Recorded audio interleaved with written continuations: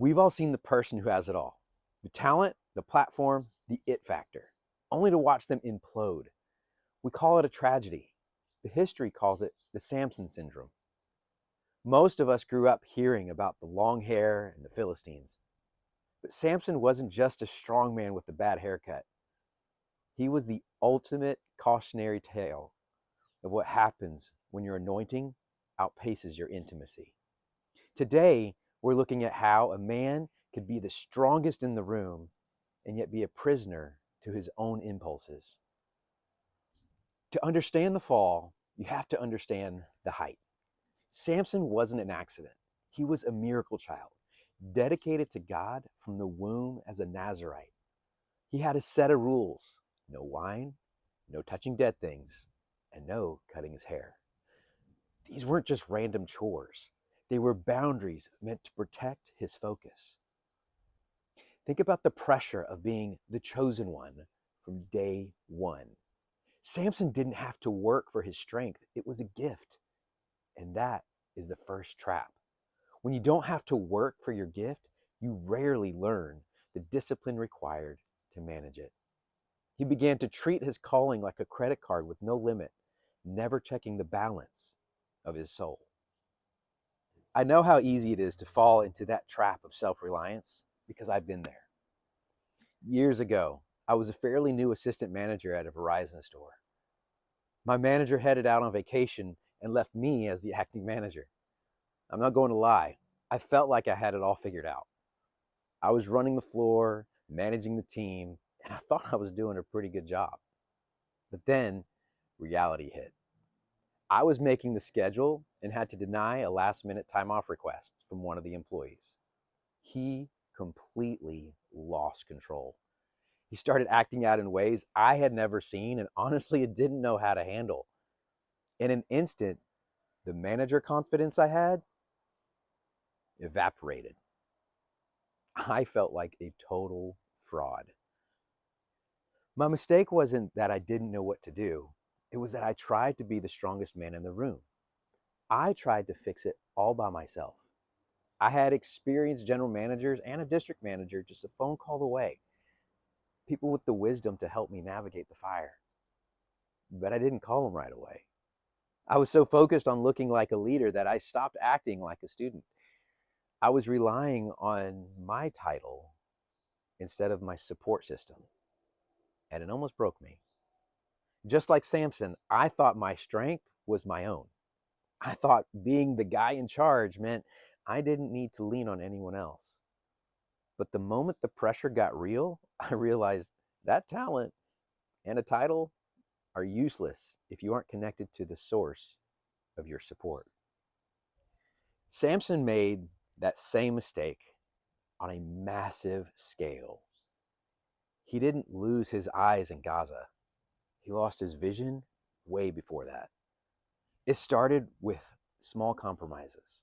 He touched a lion's carcass, breaking his vow, just to get some honey. He went into places that he shouldn't have to find people he shouldn't have been with. Every time he broke a rule and nothing happened, he felt more invincible. This is the transaction trap. He thought, if I'm still strong, God must be okay with my sin. We do this too. We skip our quiet time. We let pride creep in.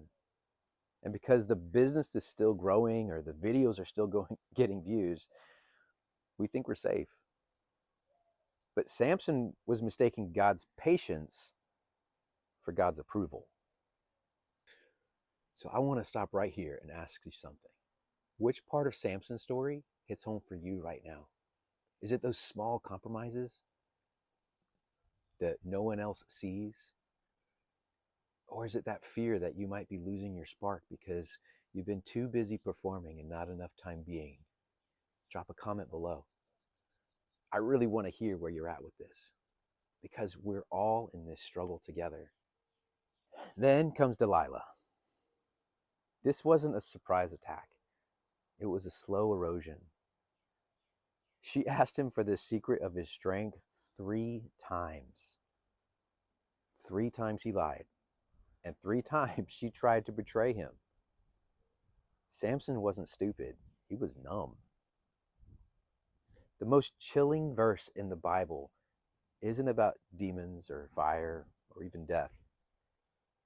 It's Judges 16:20. But he did not know that the Lord had left him. Imagine being so used to performing that you don't even realize the presence is gone. He walked out to fight just like he always did, relying on a memory of a power that he no longer possessed. He had become a professional at the work while being a total stranger to the worker. Samson's story ends with a crash. His eyes are out.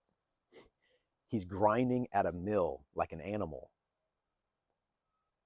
And he's the laughing stock of his enemies. But in that darkness, his hair began to grow back. Not because the hair was magic, but because his dependency was returning.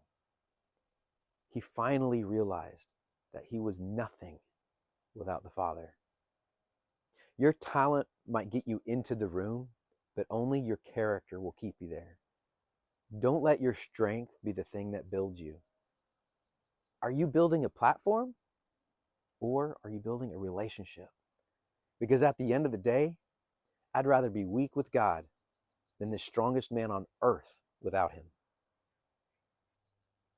Keep creating, keep leading, but keep your heart closer to the source than the stage. I'll see you in the next one.